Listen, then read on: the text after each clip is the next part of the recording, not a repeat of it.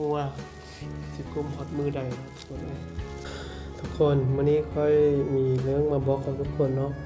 ทรงนี้ค่อยบ่ฮู้เป็นหยังเนาะทรงค่อยเนี่ยบ่ขึ้นฟิตจักน้อยพอค่อยขายเครื่องก็บ่ได้อีกตอนนี้ค่อยเอาเงินค่อย4ล้านนั้นค่อยไปซื้อสบู่น้ำไอ้บอยเนาะแต่ก็ค่อยแฮงขายบ่ได้อีกสบู่ราคาเราค่อยซื้อมา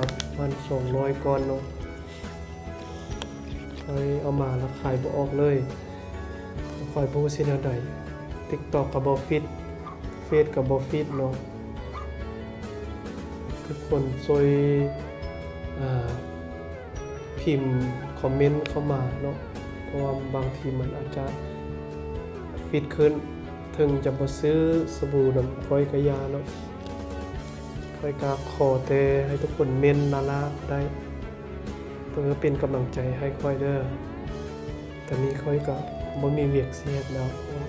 ไปใส่บ่ได้เนาะรถก็บ่มีค่าห้องค่าน้ำค่าไฟเฮาก็จ่ายไปเดือนนี้บ่ฮู้ว่าเขาสิจ่ายบ่ว่าเขาสิไล่เฮาออกบ่ค่อยทุกข์ใจเนาะเงินกินข้าวทุกมื้อก็บ่มีตอนนี้ก็ซื้อมีมาไว้นี้กับใครบ่ฮู้ว่าสิกุมฮอดมือใดแล้วคนเอ้ยว่าตอนนี้ค่อยก็มีเงินแต่300,000ค่อยไปใส่บ่ได้เนาะห้องก็เพลงจะมีสบู่สุดใหม่สุดเก่านี่แหละที่ขายให้ทุกคนรักทุกคน